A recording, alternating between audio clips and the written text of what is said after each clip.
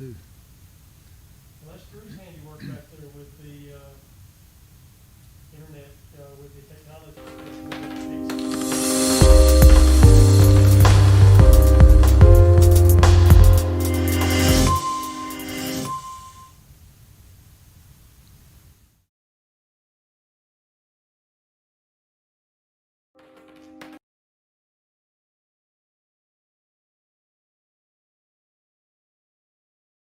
Pulls his watch off? Yeah. Absolutely nothing.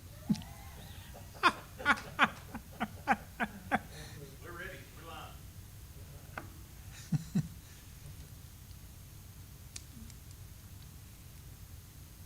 So, do you want me to go ahead? Yes. All right, I'd like to welcome each of you to the Bible class tonight. The assignment that was given, or they asked me about, was to take the book of Ecclesiastes and spend one class time on that.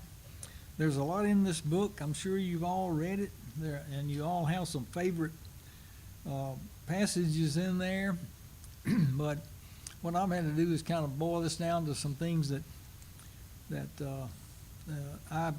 I like, and I think would be good for all of us to study. And obviously, if 10 people made out a set of questions, that there would be some common threads, and then there would be some ones that are personal favorites of each person. So the first one I wanted to begin with here is the author of the book. Who is the author of the book of Ecclesiastes? I've always considered it Solomon, and the reason for that, the words of the preacher, the son of David, king in Jerusalem, as he writes in verse 1 of chapter 1. And then in verse 12 of chapter 1, he said, I, the preacher, was king over Israel in Jerusalem, and I set my heart to seek and search out by wisdom concerning all that is done under heaven. So he said he was the king over Israel in Jerusalem. And then, of course, that you put all that together, I think is strong evidence for Solomon being the author of Ecclesiastes. And then the second question I have, or verse for us to consider, and those of you who have access to that email that we sent today, those questions will come up. We'll try to take those in order. So what profit has a man for all his labor and toiling under the sun? And you know, Solomon had a really good idea on that. He said, vanity of vanities, all is vanity. And in fact, part of this, I wanted to read the first few verses here, and we'll go back and talk about each of those. Beginning in verse 2, vanity of vanities, says the preacher, vanity of vanities, all is vanity. What profit has a man from all his labor in which he toils under the sun? One generation passes away and another generation comes, but the earth abides forever. The sun also rises, and the sun goes down, and hastens to the place where it arose. The wind goes toward the south and turns around to the north. The wind whirls about continually and comes again on its circuit. The rivers run into the sea, yet the sea is not full. The place from which the rivers come, there they return again. All things are full of labor. Man cannot express it. So these first 8 verses here, he talks about all the things that are on the earth. Generation after generation, they do not change. And so, you know, work as we may, we're not going to change anything in the grand scheme of things. God had a plan. He put it into play. And he, of course, can change that if he chooses. But man can't.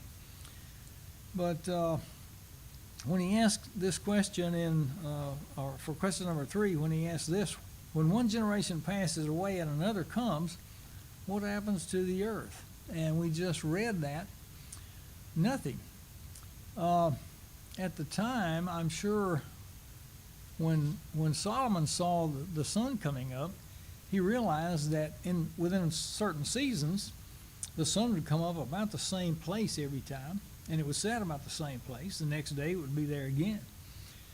we have learned that, we know exactly how the sun comes up and why that is, because we have a better understanding maybe of the universe than he had at that time. But still, there's nothing that man can do to change it. And so, That question you asked at first, that number 2, yes, about what profit has a man for all his labor and toiling under the sun, yes, I think you hit on the very theme of the book there. That's, as I read it, what the book seems to be about, is to tell us what our life under the sun, our labor, our toiling is all about. Because as you read there in chapter 1, we're part Right. of the cycle. Wind blowing, We are. blowing in the cycle, seasons come, rain comes, gets in the rivers, goes to the sea, evaporates, it's all part of one big cycle. And we're part of that cycle. yes, And so he's trying to give us meaning. And so instead of just seeing Exactly. ourselves on this endless, wheel that just keeps turning, where do we find our place in God's ordained cycle of things? good observation. Yes, absolutely. It probably is the major theme. In fact, he mentions this several times as he goes through there. And also, I meant to bring in Matthew 16, verse 26. What does it profit a man if he gains the whole world and does what? Loses his own soul. Yes. And probably, there are people who they just want to be filthy rich, and there are people who are that way. So, and those were words of Christ over in Matthew. Anything else that you want to? We have Drew and Brother Tim with us tonight, so they're the only ones that are present here in the building with us. So, you guys feel free to make comments. I mentioned to people that, and you might mention to people that they can put comments on Facebook or YouTube, and we can relate those to you, and you can interact with them. Okay, well, great. Okay.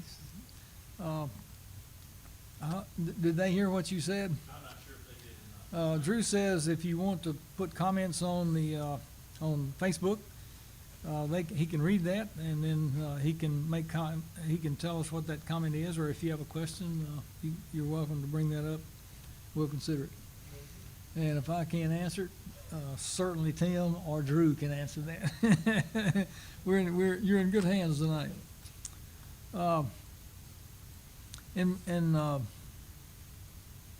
Number 4, question number 4. What did the author mean when he said there is nothing new under the sun?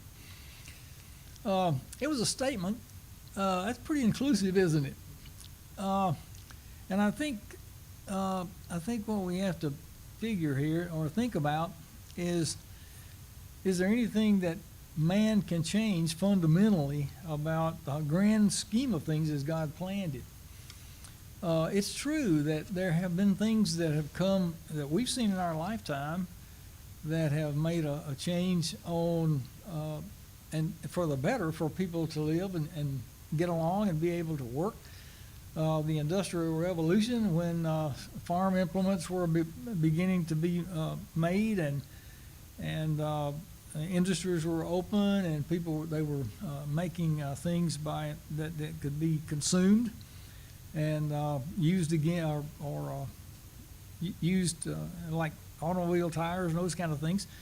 The inventor of the automobile, the inventor of the airplane, and more recently, the computer. All of that has made our lives easier and made it easier for us to communicate with people we know and want to communicate with. So there have been some changes, but we have to remember that we are here for a time. And after we are gone, in fact, the rest of this chapter here talks about what happens once that generation is gone, it's gone. And, the wise man and the foolish will talk, or the fool, he has some things about that. So, there's not much that can change the fact that human nature, we're on earth here and for a time, and that's that's going to be gone. We all know that we're going to face death and eternity. So, there are things that might help the human condition for a while. Inventions, art, architecture, engineering, those kind of things make things enjoyable and more pleasant to live and that kind of thing. But there's a question here. There's nothing new under the sun, which he says in verse 9 of chapter 1. That which has been is what will be. That which is done is what will be done. And there's nothing new under the sun. Is there anything of which it may be said, see, this is new? It's already been in an ancient time before us. So, just a question. It may be a rhetorical question, may be an actual question, or maybe both. And you men, feel free to speak up if you have comments. I appreciate that very much. That, what you said earlier about human nature, what came to my mind in reading it this time about there's nothing new under the sun. Because like you say, there are new inventions, there are new technologies and Yes. things like that. But as far as human beings, we've We're been the same. We're the same. We've been the same for thousands of years now. And even as in this book, the things he talks about that we do that either bring us pain or joy, things that are satisfying or things that turn out to be folly, those things haven't changed. No, they They're haven't. still the same. Exactly. Yes. So when you, like you're saying, when you boil life down to its component parts, it's been the same. And that's those words are wise and they are true. There's really nothing new under the sun. Absolutely. Appreciate that, Tim. Hey, Brother George. In verse 14, he says, I've seen all that has been done under the sun and found everything to be futile, a pursuit of the wind, or some translations would say, grasping after the wind. Yes. And I think it's interesting that that word is kind of, it's that idea of like grasping after smoke or fog. If you would grasp, you try to reach and grab it. As soon as you try to reach and grab it, where is it? It's gone. You can't clutch onto it. And so it's a futile existence. It's something that's just a waste of time, a waste of effort to try to define it. This is what has been and this is what will be. And it's going to be that way from generation to generation, regardless of technology or those other inventions like you talked about. Yes, good comment. Appreciate that, Drew. I hope they can hear you. He read from verse 14. I've seen all the works that are done under the sun, and indeed all is vanity and grasping for the wind. Sometimes we try to do something that, as I often quote in my wife's presence, I'll say, that was an exercise in futility. Somebody says, go out and catch the wind, George. Now the only time I think that might be of help if you're trying to fly a kite.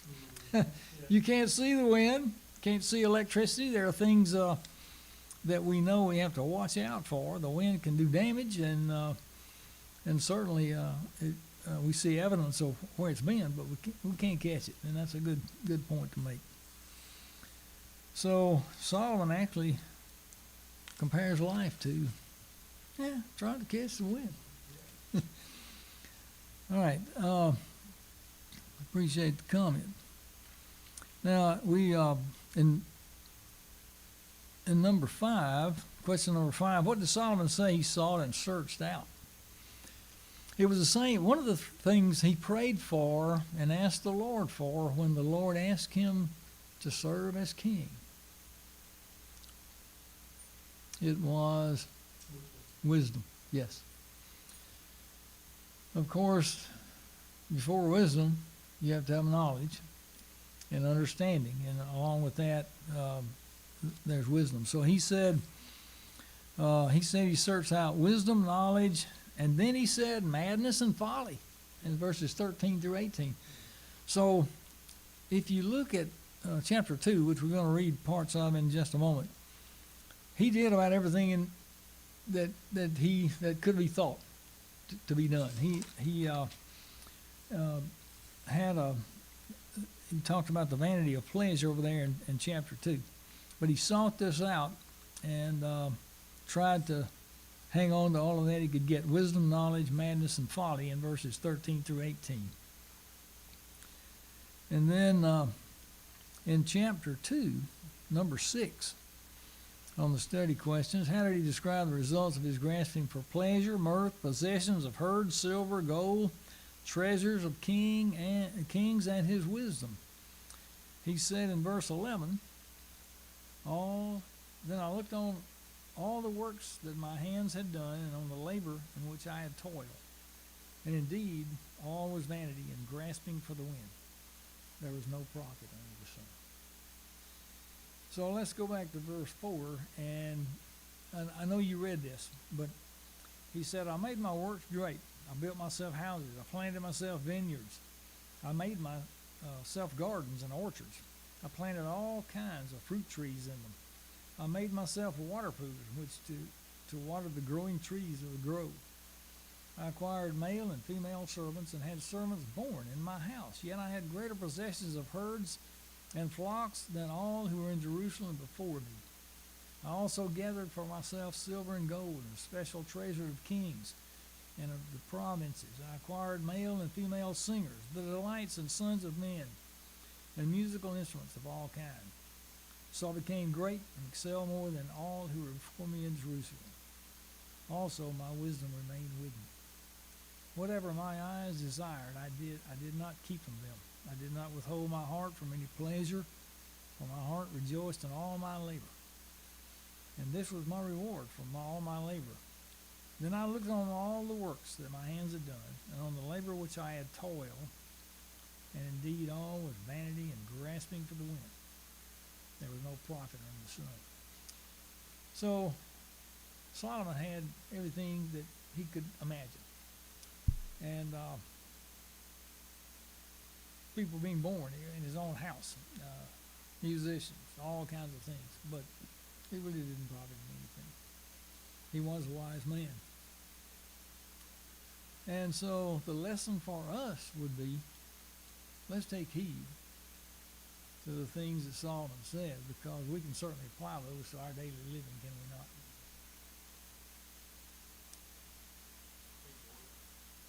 Yes, Drew? Comment. I found that a few years ago I was sitting in a quartet coaching session with a guy who was a multiple gold medalist. He was the very top. Oh, yeah. And I remember sitting there in that room with that guy who had achieved such high acclaim and high success. And the further we got to talking, and not just doing the clinic work, but just talking at people, the more I got to understand that this guy, he is mightily struggling with an inferiority complex. I mean, he had, and here's this guy that has achieved the very tip top of a craft. Yeah. And he's so questioning himself and all that kind of stuff. And I think of Ecclesiastes every time I think about that example, because, I mean, he's gotten to the top of the heap on something, but he's still a person just like anybody else, regardless of what level of success he has achieved. And he's a person who still has a great need for God to rule in his heart, and for confidence to be based on the right things, and all of that. So it's just a reminder that we're constantly seeking, just like Solomon here, for the real meaning of life. Of life. Relationship. Very good. Yeah, I wouldn't have thought there would have been any one of those guys that would ever have any kind of inferiority complex, Drew. Because I've sat at the feet of some of those guys too. It seems like Solomon is leaving something out on purpose for us. That he wants us to experience what he experienced. That it's a person has set out to find wisdom, madness, and folly. That's the whole spectrum. Yeah. Wisdom, madness, folly. Folly. And at the end of it all, saying, still it was empty. It's futile, striving after the wind. So it's like he still tells us there's something missing. Even in these things, if that's all you're after, is just wisdom. Something's missing, you're gonna find yourself empty at the end. If you're just after folly, madness, pleasure, riches, you're gonna find yourself empty in the end. And so he wants to string us along so that we're like, all right, I'm with you, tell me what the answer is. And so he's got our attention. And we get that in chapter 12. Absolutely. Yes, very good point. Exactly. He's building for something, and he's going to reveal it to us too. I think we Sorry can. to interrupt, another comment here. Yeah. Hey, Pat says, note how many times in chapter 2 that he used the pronoun I. Without God, I am empty and vain. That's right. Without God, I am empty and vain. Yes, appreciate that. Thank you. Good observation too. Yeah, he said he did it, but he did nothing without God's help, for sure. Good point. All right, so let's go to a question there in chapter 2. Solomon said he sought wisdom and madness and folly. How did he say wisdom is better than folly? Wisdom excels folly as light excels darkness. Well, there's a contrast, isn't it? Wisdom excels folly as light excels darkness. All right, and then in verse 16, for there is no more remembrance of the wise than of the fool forever, since all that now is will be forgotten in the days to come. And how does a wise man die? As the fool. That just sounds so negative. It does. Depressing. It's yeah. pessimistic. It is depressing, isn't it? It'll make you think. Well, surely there's something in here. No, a wise man dies as a fool. It's yeah. He's still baiting us, isn't he? He's going to tell us at the end there what the whole duty of man is. We know what that is. But he does want us to see that the same fate Yeah, same thing. awaits a wise man and a fool. That is that we're all going to die. All going to die. Yes. So he wants us to grapple with that. Yeah, he does. And so we can find benefit in one life or the other. And then the verse in chapter 2, verse 24, nothing is better for a man than he should eat and drink, and that his soul should enjoy good in his labor. So, yeah. And Tim and I were talking about this earlier. I told him I'd been painting a room at my house, and, there's some satisfaction in standing back and looking at it. Once you get the walls painted, the ceiling painted, you can enjoy the better look that it was before, and have a sense of accomplishment for that. And so the question here is, there's nothing better for a man than he should eat and drink. And to move over to chapter 5 and the first part of verse 12, the sleep of a laboring man is sweet, whether he eats little or much. Yeah, when you've done a long day's work, you can eat or not, but you can sit down and rest, and you're kind of fulfilled after the day if you've done something that's been of value to you, and especially if you've done something that may have been of value to other people. Comment. My mind kind of went off, George. You remember the old TV show Beverly Hillbillies? Oh yeah. You remember the Drysdales that lived next door, and Miss Drysdale couldn't sleep. She was going to doctors and things, couldn't sleep, and Granny worked her in the kitchen one day with her, and she slept like a baby that night, because that's probably the first real day's work she had done in her life. And, Yeah, right. Yeah. she slept like a baby. That's what Solomon felt. You work hard, you're going to sleep. You're going to sleep well. The sleep of a laboring man is sweet. Yes. So, that's a good thing for us to remember. It's good that we all work. And there have been some days since about March the 16th, if you're in education, there have been some days when you wondered if you've done anything of value yet, because we've been at home all that time. Appreciate that. Very good. And I always have this mental picture of a true story that my father-in-law, Pat's dad, Brother Woodrow Rogers, good man, and he meant a lot to me. But he said he'd been out working on the farm all day, and he was so weary and he was hungry. And he got to the barn, and he thought, hey, Dad has some peanuts up in the barn loft. So he just climbed the ladder and sat there and ate green peanuts until he was full, and then he just laid over on those peanuts and took a long nap. And, you know, I thought about that a lot. He said, man, I took a good nap before I went in and went to bed. So, you know, unless you've ever lived on a farm, which I did when I was young, we had cattle, we had pigs, we had a barn loft, we fed them corn and hay and stuff like that. So I have this mental picture. I just know exactly, you know, what Brother Woodrow went through that day.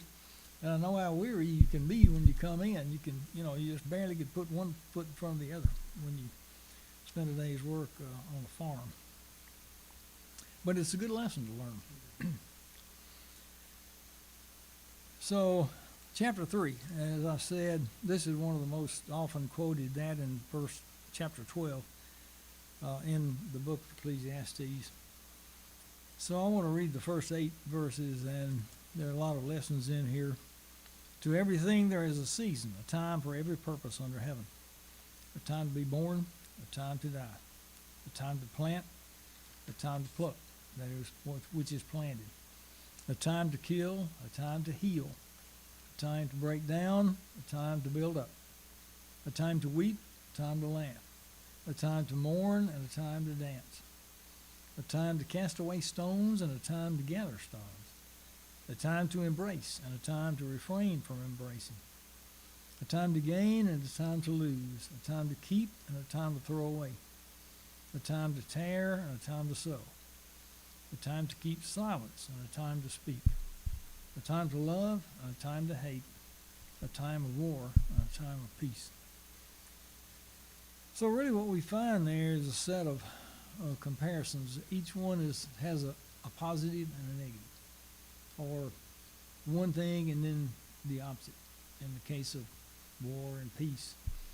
And of course, as humans, we always like to be on that positive side, do we not? And we'd prefer to be there, but to be realistic about it, we live in a changing world. And we're not always going to be in unchanging bliss. It's as simple as that. And there are a lot of places in the Bible where we can go and find examples, good examples of people who loved God, feared God.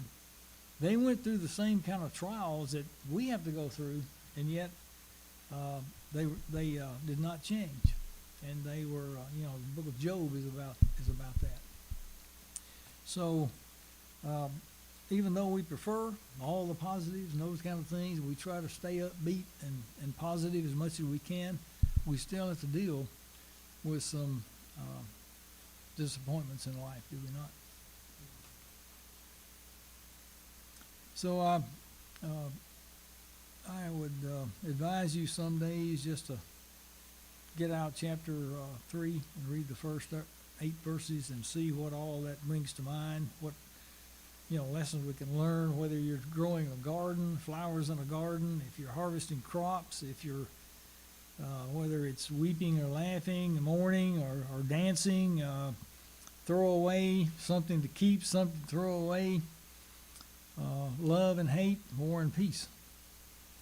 One of my brothers-in-law used to have a shed that he kept all of his junk in, and he put on the outside of it. He was a preacher. He put on the outside of it, Jesus saves and saves and saves.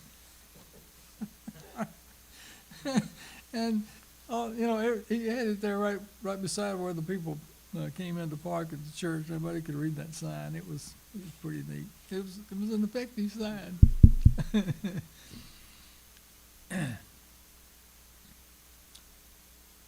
All right, so we all know, as Brother Tim said, man knows that we have a soul, and that our soul is that we're going to die. Someone asked one time, what's the difference between a dog or an animal and a man? And the answer was, or one of the answers was, a man knows that he's going to die.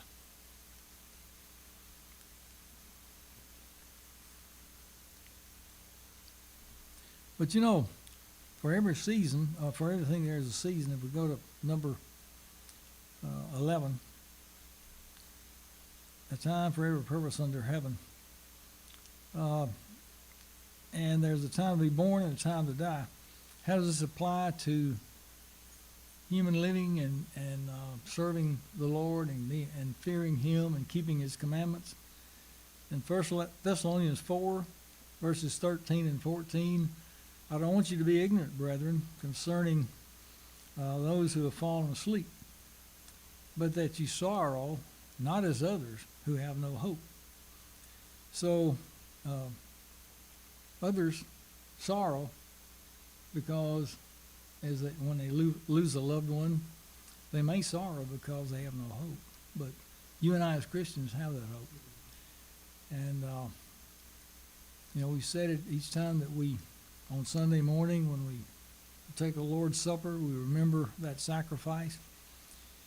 And He did die for us, but we serve a risen Savior. And He did shed His blood for us. But when He arose from the dead, it brought to all those prophecies and things that were said over in the Old Testament came to pass and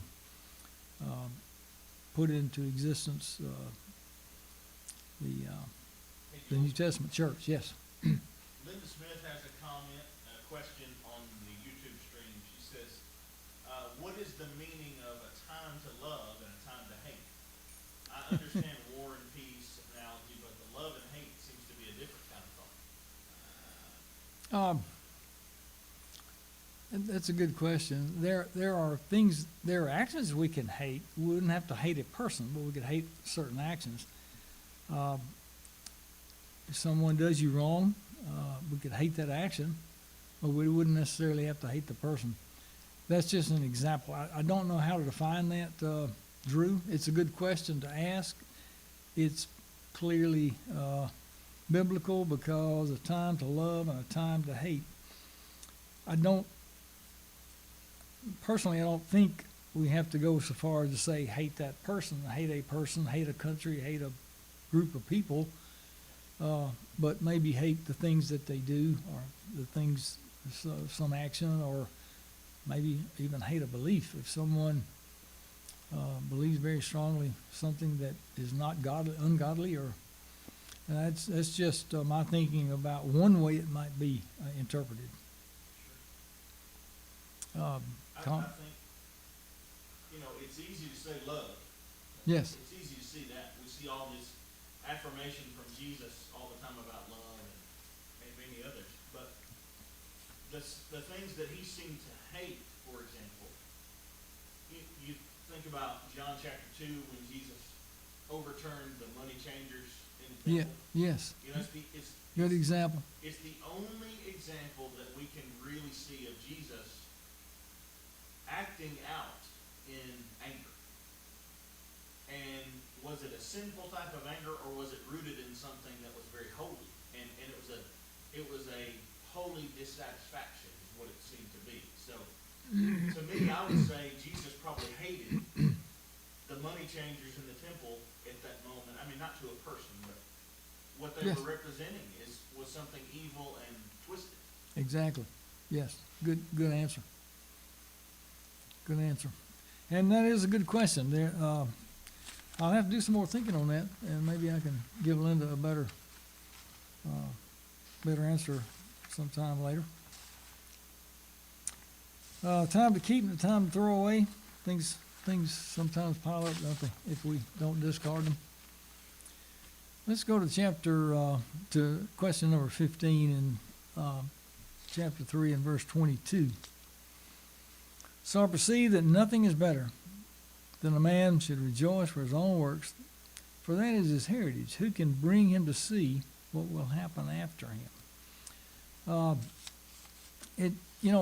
As I said, you can get personal satisfaction out of work, And if we're working for and helping other people, working for the Lord, that certainly is helpful to us, helpful to the other individual, and something that we all need to keep in mind. That if we can do that, we should do it. The word pride it has more than one meaning, but one of those is a derivative of the word proud, and you can be proud of things that you do and take pride in those. I remember when one of our boys were in band, and we went for a band contest down in Tuscaloosa at the University of Alabama. And just before I was down underneath the stadium when one of the high schools went out on the field, and as they were marching in, they were counting off 1, 2, 3, 4, and on number 4 they said in a very barely audible tone, they said pride, pride, pride. And so they went out there and they did a great job of performing, but they did it because their band director insisted that they take pride in what they do. And so that was a word that they said as they went out to perform. And I've thought a lot of times, if we would all just do that, and in the very least of little tasks that come our way and that confront us, if we would just take a little pride in that, would probably do a better job in many cases. I know I would. And we would find more joy in it, Yes, and we would bring more glory to God, exactly. and which continues this cycle of there seems to be just an understanding in Ecclesiastes that when we enjoy the things that God has given us, like blessings, family, wife, children, work, that is honor to God when we enjoy them. Yes, There is no real honor to God by saying, I'm going to just reject the very good things you've given me. For us to say, I'm going to engage in them, I'm going to enjoy them, and I'm going to do this for your glory, that's honor. it is. Yes, Solomon is giving us just a real physical level look at, you want to know how to live life? Enjoy the things God has given you, enjoy your work, enjoy your family, enjoy your food, and thank God for the things that He's honored by that. that's well said. Exactly right. Yes. We've got a few minutes left. I'm probably not going to be able to cover all these questions, but there's one in chapter 5 and verse 4. When you make a vow to God, do not delay to pay it. And we often make vows to God, even in prayers or in just talking with Him one-on-one ourselves. We often make vows to God, and of all people that we should repay, we should do that. Very good lesson to learn there. And then in chapter 6, verses 10 through 12, whatever one is, he has been named already. For it is known that he is man. He cannot contend with him who is mightier than he. Since there are many things that increase vanity, how is man the better?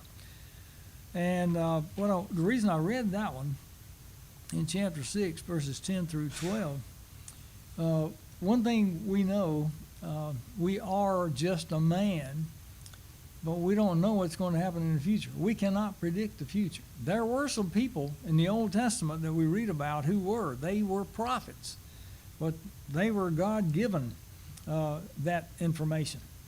And we find out in the New Testament that all those prophecies came to pass, and many of them. And the ones that have not will in the future after we're all gone. So even though we can't predict the future, we still have to learn to live with it, and we have to take the advice that Solomon gave here. No, we don't know how to predict the future, and yet the future is uncertain, but we still have to prepare for it. And so, for us to be sure about where we spend eternity, that's why we become Christians and why we encourage people to become a Christian. So, even though we don't know exactly what's going to happen, we have to plan for the future. Same thing is true in the business world or in your own business. You have to plan for that. The reason we all have automobile insurance and car and house home insurance and health insurance, things happen, and so it'd be disastrous if we had to try to weather one of those things without insurance. So it's just a point to consider. And then, of course, I want to move on over to chapter 9 and verse 10. When I was at ABS as a youngster in elementary school, we had a preacher to come one day and make a chapel talk. In his chapel talk, he went to the board and he wrote ECC 9:10. And he turned around and quoted it to us. Whatsoever thy hand findeth to do, do it with thy might. For there is no work, nor device, nor knowledge, nor wisdom in the grave whither thou goest. And I remembered that verse from that day forward. It's always been something to remember. So when we start to do something, if we're going to get anything out of it, give it what we have. And so do it with our might. And I remember, April Davis was the volleyball coach at ABS for a while. And they would get their little huddle together before they go out on the court. And they would say, E910. And that was their way of thinking about this. Let's go out there and do the best we can do while we're out there on the court. And I appreciate that. It was great to hear them say that. And then they would go out there and perform. In fact, do really well. So I'm reminded of a guy that I want to bring up his name. You may not know anything about him, but in my opinion, when you go, I want to ask those of you who have been to Key West, Florida. There are three things that you need to see when you go. Number one is the buoy. When you're standing in front of the buoy, it says 90 miles to Cuba. It's the southernmost point in the United States, right there. And so have your picture made there. The second one is Ernest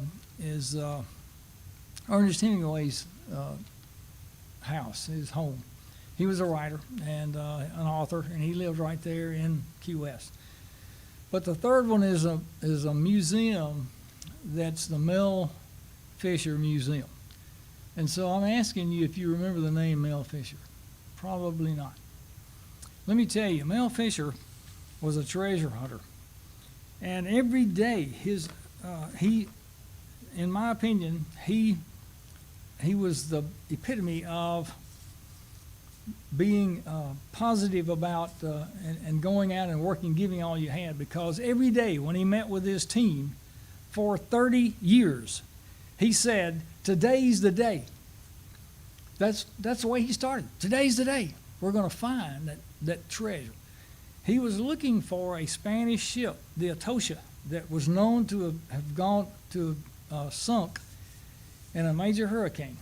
And it was loaded with gold and silver and gemstones and all kinds of jewelry that went with it and those kind of things. And most people were looking west of Key West, out in the dry Tortugas and that area. But he began to look on the east side. And one day, after 30 years, 29 years and almost 11 months, they called him and they said, it's raining gold coins. They had their the big thing that did pressure washing in the bottom, and it had thrown coins up, and they were all standing there, and it was coins were coming down on top of them. they found the Etosha. And they collected $400 million worth of gold and silver and gems. And of course, as soon as he did that, the state of Florida and the United States said, oh, that's ours. It's in our territorial waters. And so it took them a year to go through court. And sure enough, the judge said, no, it belongs to Mel Fisher. So he got, and his team, $400 million worth of gold and treasure. And when he passed away in the late 90s, he was still worth about $200 million. So he had sponsors, but he had paid them off and paid his crew. The one thing you will not read until you go through his museum about Mel is that one day his son and his daughter-in-law perished in a capsized boat because they were out in a storm and they lost their lives. So it's a really sad thing that happened to them. But over 30 years, it happened. Anyway, I wanted to say that because if you get a chance, you need to go to that museum if you're down there and visit that. You can hold a Goldfinger that's about this long, and it's $80,000 worth of gold. And you can reach your hand in there and get it, and you think you can get it out of there, but you can't. It's a trick. So let's move on to Ecclesiastes 9:10. I recommend that you memorize that verse. And let's go ahead to the value of diligence on 11:1. We have about 10 minutes left, and we'll finish on time. Cast your bread upon the waters, for you will find it after many days.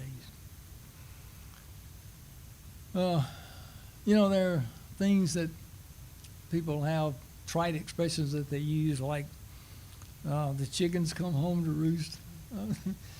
If you do something here, something's going to come back to repay you. But we find out in reading Galatians 6, verses 6 through 10, in due time, in due season, we shall reap if we faint not, or if we, keep our mind, keep our goal set and pursue the goal. There, in Galatians 6 and 6 through 10, I think we'll take time to read that.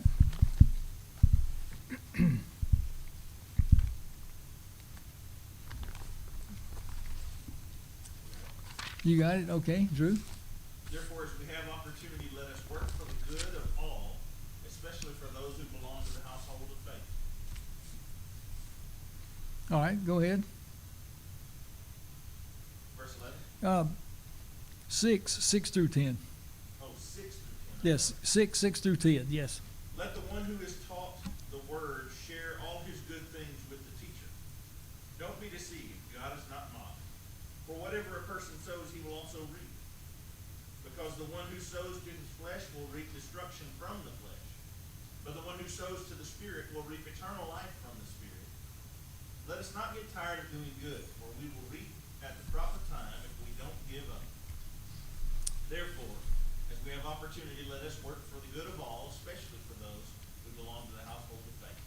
All right, good. So there are 3 things we learn there. Number 1, we reap what we sow. Did you ever go out and plant corn in your garden or tomato plants and set out tomato slips and expect to get green beans off of your tomato slips? No. We reap what we sow. Secondly, it takes time. You don't harvest it tomorrow.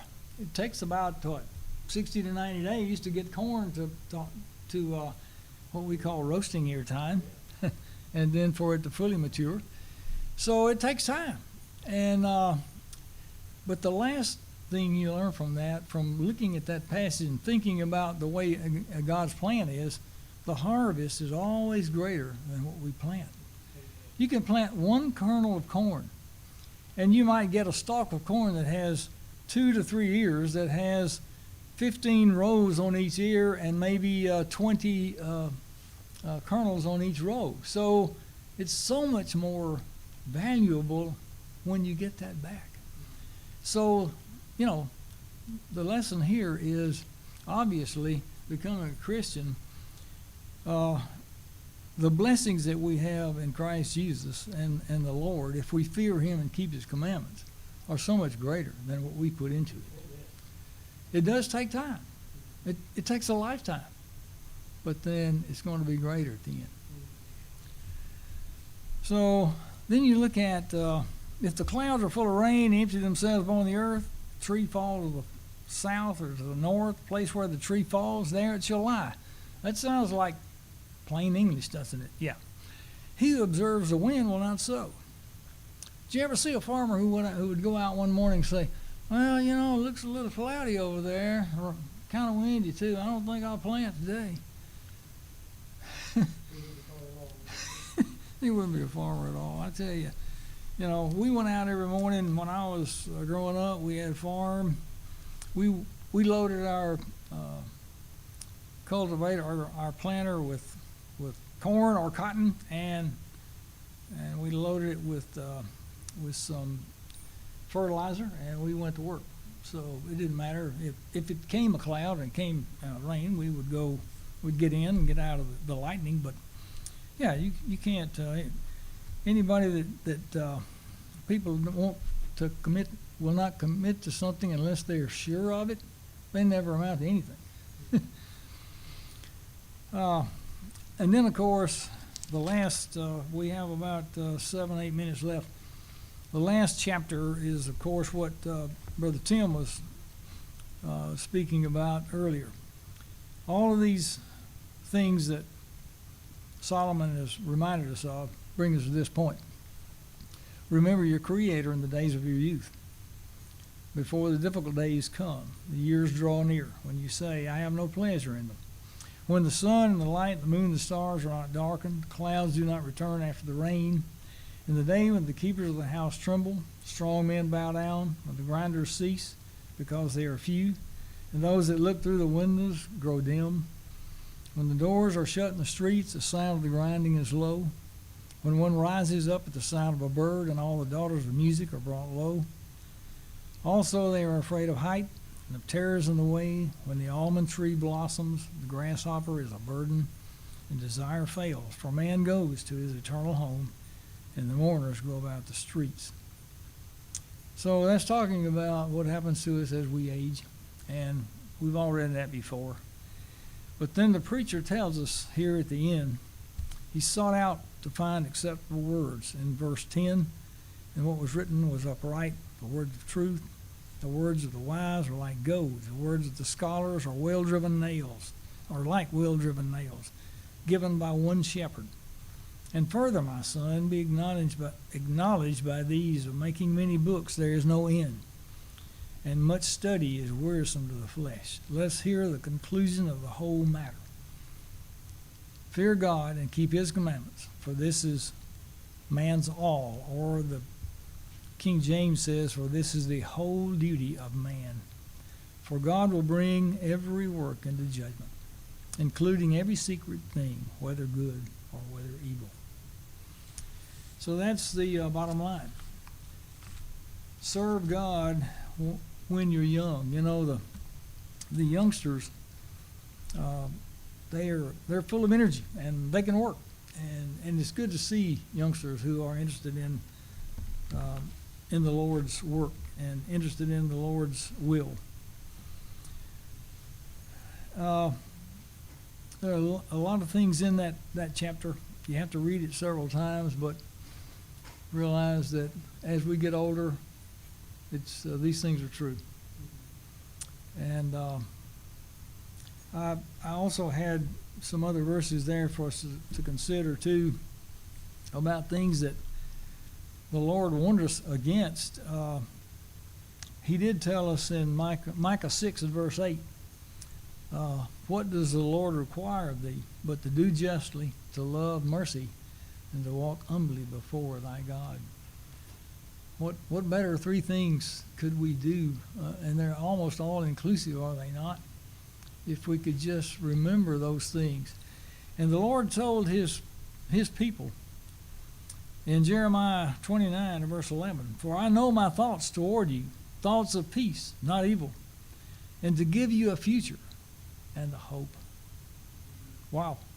It gives you goosebumps to read that verse. It's a powerful passage. But then he warned them. He said in Jeremiah 2 and verse 32, "Can a maid forget her ornaments, or a bride her attire? Yet have my people forgotten me, days without number."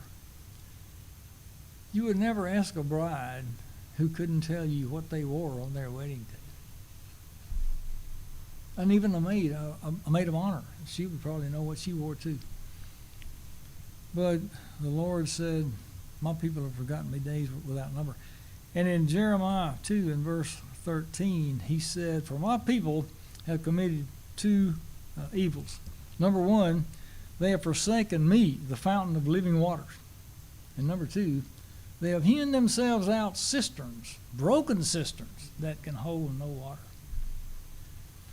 So we have to, as we live our life, we have to think about things that we do and what the implications are with our relationship with our Lord, with our relationship with other people, how it affects them. And we have to pray that we will, we all know that we have influence, and so we have to pray that our influence will be good. So, closing comments, anybody?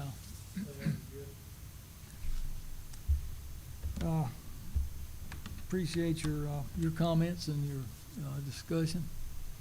So I think we should close with a prayer. That'd be okay?